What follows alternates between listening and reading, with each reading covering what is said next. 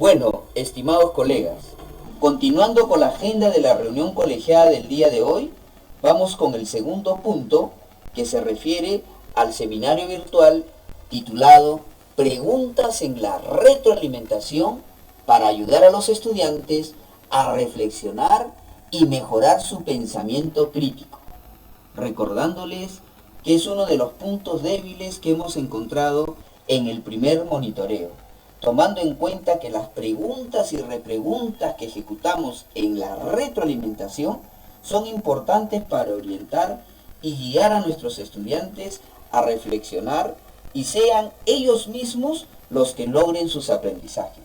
Sin más preámbulos, empezamos.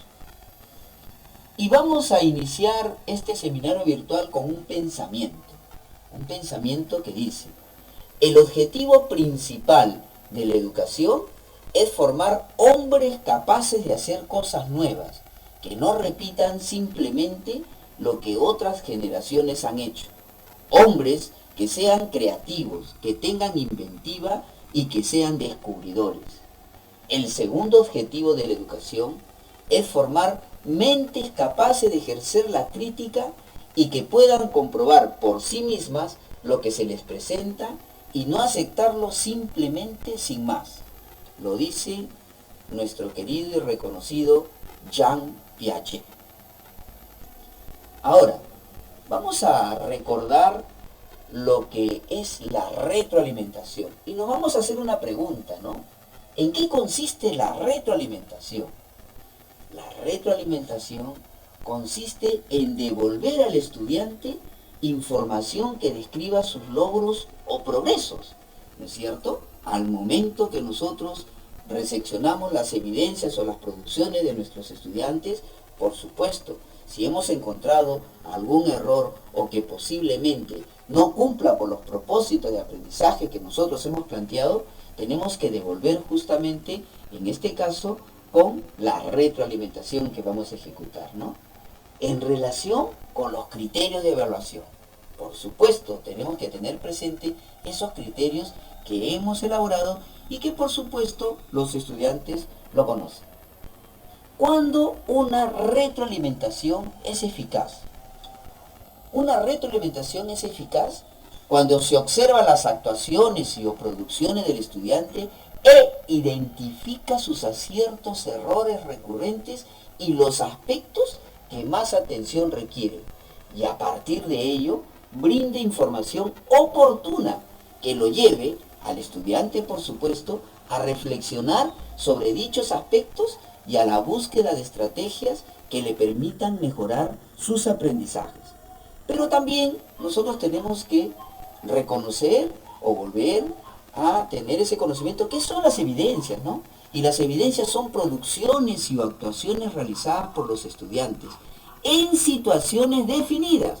Esas situaciones las pone o las coloca el docente por medio de su planificación, en las actividades que van a hacer, y como parte integral de su proceso de aprendizaje, mediante las cuales se pueden interpretar e identificar lo que han aprendido y el nivel de logro de la competencia que han alcanzado con relación a los propósitos de aprendizaje establecidos,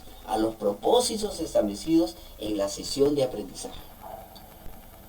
Pero también hay que tener en cuenta qué cosa es la evaluación formativa, ¿no?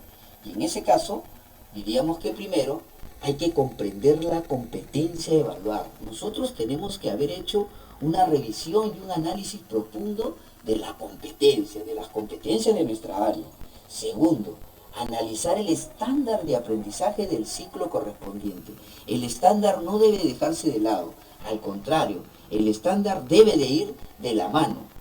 Tercero, seleccionar o diseñar situaciones significativas en relación a nuestra planificación, ¿no?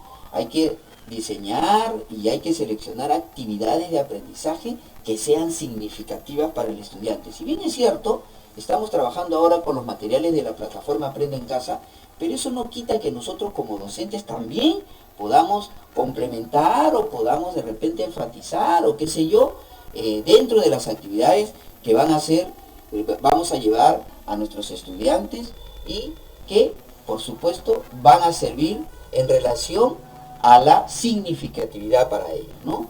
Cuarto, utilizar criterios de evaluación para construir instrumentos. Es importante que nosotros elaboremos los criterios de evaluación en relación, por supuesto, a la competencia, en relación al desempeño y en relación a los contenidos que nosotros vamos a llevar, ¿no? Pero esos criterios de evaluación les tenemos que comunicar a los estudiantes, porque los estudiantes tienen que saber en qué van a ser evaluados y sobre todo con qué criterios de evaluación, ¿no? Sexto, valorar el desempeño actual de cada estudiante a partir del análisis de las evidencias. Nosotros tenemos que, al momento de recibir las producciones o actuaciones o evidencias de los estudiantes, tenemos que valorar y ver en dónde se encuentran los estudiantes. ¿Para qué? Para retroalimentar a los estudiantes, para ayudarlos a avanzar hacia el nivel esperado y a ajustar la enseñanza, ¿no? Acá tenemos 7 pasos de la evaluación formativa. Ahora, ¿cuáles son las condiciones para la retroalimentación efectiva?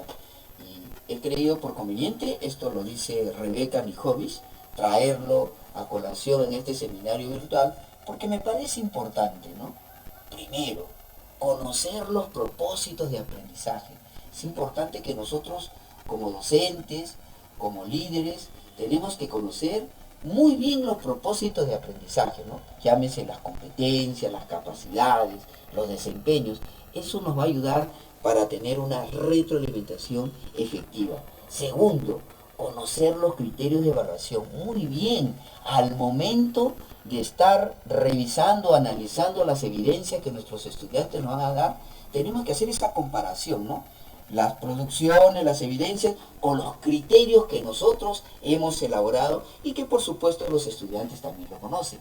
Tercero, identificar los problemas y errores, ¿no? Y ahí viene mucho la habilidad pedagógica, ¿no? Nosotros en el transcurrir de los años nos volvemos especialistas en nuestra materia, en nuestra área y posiblemente en algunas más también. Y eso nos va a permitir justamente tener esa capacidad de muchas veces identificar, ya, acá está el problema, acá está el error, como dice el dicho, ¿no? Con ojo de buen cubero, ¿no? Inmediatamente nosotros vamos a decir, bueno, en esto necesita, ¿no? Cuarto, identificar el desempeño para dirigir la retroalimentación. Lo que vamos a observar en los estudiantes es el desempeño, ¿no? Por supuesto, tomando en cuenta también el estándar, pero eso nos va a permitir a nosotros saber dónde tenemos que retroalimentar. Quinto, identificar las fortalezas y oportunidades de mejora también, porque toda la evidencia no va a estar mal. Posiblemente esté en un 40 o en un 50% bien, el otro 50% no, necesita retroalimentar. Pero esa identificación que vamos a hacer de esas fortalezas y de las oportunidades que le vamos a brindar también va a hacer que sea una retroalimentación efectiva. Sexto, hacer preguntas de reflexión. No decirle las respuestas inmediatamente o no indicarles, sino lo que tenemos que hacer, preguntas y repreguntas, ¿no? Para que el estudiante por sí mismo pueda llegar a su logro o pueda lograr su aprendizaje, ¿no? Séptimo, brindar oportunidades para demostrar los aprendizajes, darle oportunidades, vuelvo a repetir, de repente mediante preguntas, repreguntas o con algunas descripciones o con algunos ejemplos. Eso es importantísimo, ¿no? Y por último, y como lo hemos hecho en el seminario virtual anterior, utilizar el error como una oportunidad de aprendizaje. Justamente eso, ¿no? De eso se trata, y eso ya lo hemos hablado en el seminario anterior, ¿no? El error como una oportunidad de aprendizaje. Ahora, ¿cómo formular preguntas reflexivas? Y acá hay que tener en cuenta algo, ¿no? Podríamos decir, de forma general, existen 2 tipos de preguntas básicas, ¿no? La primera son las preguntas directas que le podemos hacer al estudiante, ¿no? Este tipo de preguntas son superficiales y no profundizan el tema que se está tratando. No te permiten obtener a nosotros como docentes la información que realmente estamos buscando, ¿no? Las preguntas directas definitivamente provocan que las personas manipulen su respuesta y solo digan lo que quieren dejarte saber, o sea, lo que nosotros queremos, ¿no? Para no quedar en evidencia, en lugar de decir lo que realmente piensan, que es lo que estamos buscando, ¿no? Sin embargo, las preguntas reflexivas y el propósito de estas preguntas es conocer realmente lo que piensa la otra persona, en este caso el estudiante. Para realizar este tipo de preguntas, no debes quedarte con lo primero que te responde, ¿no? A veces nos conformamos con la primera respuesta y ahí quedó, ya, lo dijo, ¿no? Sino, hay que indagar en lo que quiso decir, por qué lo dijo, ¿no? ¿Cuál es su enfoque? ¿En qué está pensando? Etcétera, etcétera, etcétera.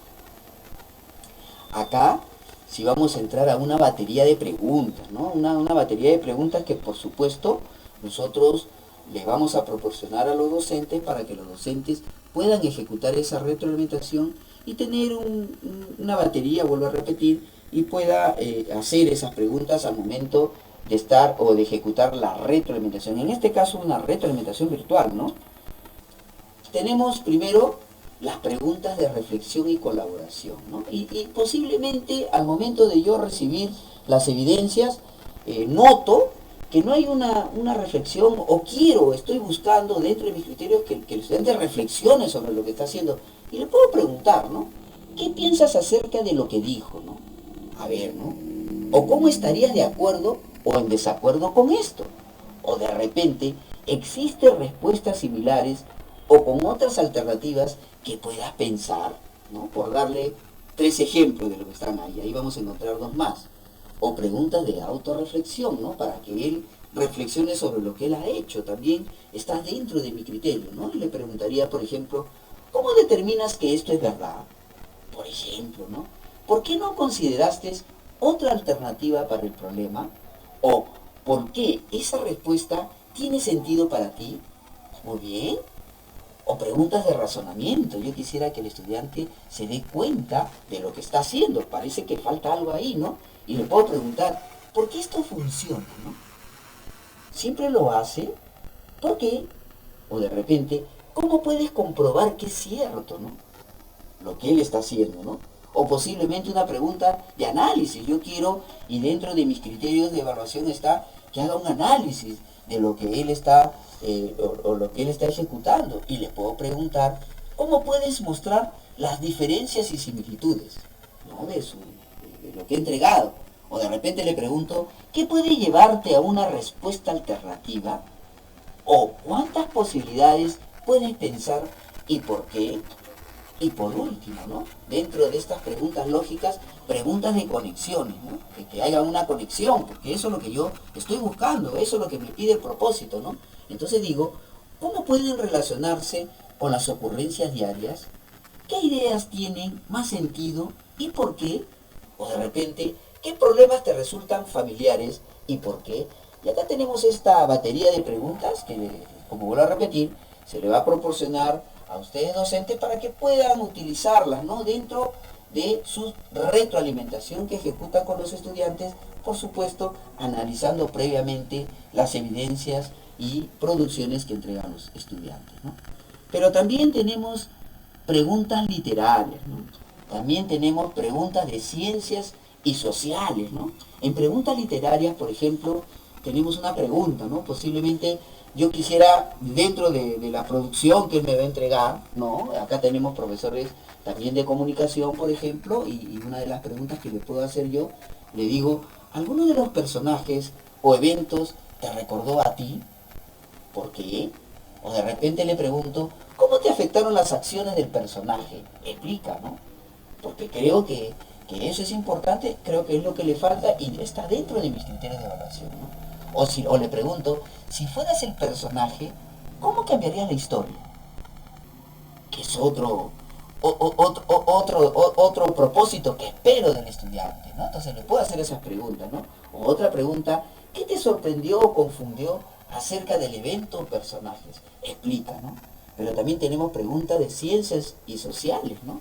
Por ejemplo, una pregunta le puedo hacer al estudiante y dice, porque quiero saber que él se dé cuenta que cuál es el, ¿no? Cuál es el propósito de lo que está ejecutando, de lo que ha hecho, y me parece que le falta. Entonces yo le pregunto, ¿cuál es el propósito de este experimento argumento? No, porque no me ha puesto el propósito, ¿no? Yo he leído y veo que no está el propósito. O le puedo preguntar, ¿se puede explicar el propósito de esto? Porque no lo ha hecho definitivamente, le estoy preguntando, ¿no? Y le digo otra pregunta, ¿qué problemas se pueden ver aquí? Porque no los ha puesto posiblemente. O le pregunto, ¿qué evidencias o datos ayudan a que sea viable? Posiblemente para reforzar algo, ¿no? Entonces, estas preguntas también le vamos a dar a ustedes, queridos docentes. Pero también tenemos preguntas que usan los elementos del pensamiento, ¿no? Elementos como preguntas de propósito, ¿no? Una pregunta de propósito, ¿qué trato de lograr, no? ¿Cuál es mi meta central? O una pregunta de suposiciones, ¿no? ¿Qué estoy dando por sentado, ¿no? O sea, ¿no? O otra pregunta, ¿qué suposiciones me llevan a esta conclusión, ¿no? O preguntas de información. ¿Qué experiencia he tenido para apoyar esta información? ¿O qué información necesito para resolver esa pregunta? O preguntas de consecuencias, ¿no? Si alguien acepta mi posición, ¿cuáles serían las implicancias? ¿Qué estoy insinuando, no? O preguntas de inferencias. ¿Cómo llegué a esta conclusión, no? ¿Habrá otra forma de interpretar esta información? O por último, preguntas de conceptos, ¿no? ¿Cuál es la idea central, ¿no? Del tema, por ejemplo, ¿no? ¿Puedes explicar esta idea? ¿No? Son preguntas que usan los elementos del pensamiento también, ¿no? También tenemos preguntas de metacognición, ¿no? Que es algo que utilizan los profesores, siempre lo utilizan al final de su sesión, en el momento de cierre de la sesión, y ponen, ¿no? Preguntas, ¿qué aprendí hoy, no? ¿O para qué me sirve este aprendizaje? ¿No? Y por ahí van las preguntas, pero esas mismas preguntas las ponen en todas las sesiones, ¿no? Siempre terminan así con eso, ¿no? Y posiblemente si lo ejecutara como dice la sesión, entonces el alumno ya sabría, ¿no? El profesor me va a preguntar, ¿no? ¿Qué aprendí hoy? ¿Para qué me sirve? Porque algunos estudiantes me han dicho también eso, ¿no? Pero bueno, en preguntas de metacognición también tenemos una batería, pero primero vamos a recordar qué cosa es la metacognición, ¿no? Por metacognición debe entenderse a la capacidad de analizar críticamente lo que uno piensa. Es decir, se trata de la habilidad de tener conciencia y control acerca de los propios pensamientos, ¿no?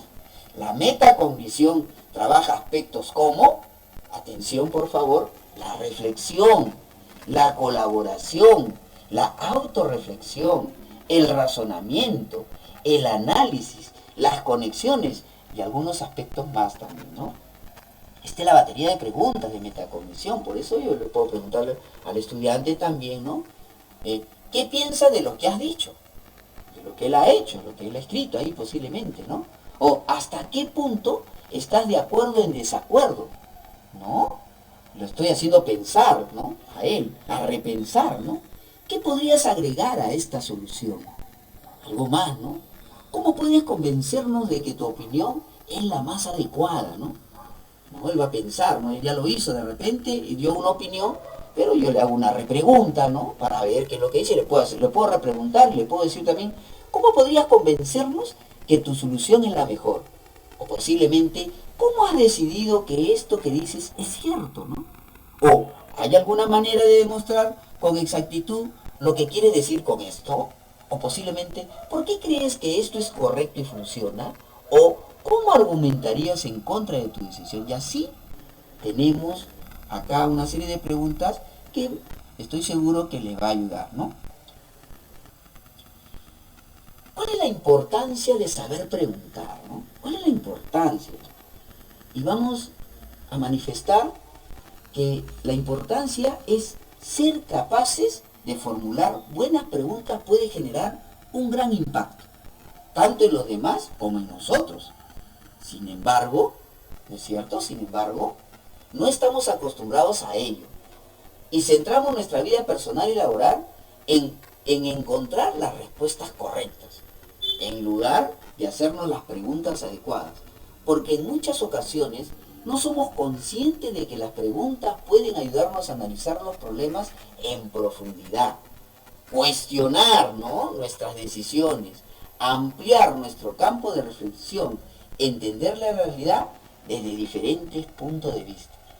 Esa es una de las importancias de saber preguntar. Pero también es importante tener en cuenta esto, ¿no? El arte de preguntar nació con Sócrates. Hay que recordar la mayéutica, ¿no? Por lo tanto, no es algo nuevo, ¿no? El problema es que con el paso de los años hemos dejado de darle importancia, hemos dejado de darle la importancia que realmente se merece, ¿no? Sócrates afirmaba que lo más importante que había hecho en su vida era enseñar a los hombres a preguntar. Y nosotros queremos seguir sus pasos para que las preguntas vuelvan a ser algo esencial en nuestra vida. Y vamos a culminar este seminario virtual con otro pensamiento, ¿no? Que dice, el pensamiento crítico resuelve los problemas. Criticar sin pensar los crea, ¿no? Estimados colegas, hemos ejecutado este seminario virtual para que ustedes tengan una batería, por supuesto, que yo les voy a enviar a los grupos de WhatsApp de las áreas este video y espero que les sea útil, que los sirva, y les manifiesto que desde la próxima reunión colegiada nosotros vamos a traer las evidencias con las retroalimentaciones que ustedes ejecutan y la vamos a socializar, ¿no? En esa hora, y para ver, ¿no? Volviendo a redundar, en dónde nos estamos equivocando de repente, y que para que también ustedes puedan ejecutar todo lo que estamos brindando en los seminarios virtuales. ¿Ok, colegas? Solamente me queda decirles, con este cerebrito haciéndose la pregunta, muchas gracias a todos ustedes.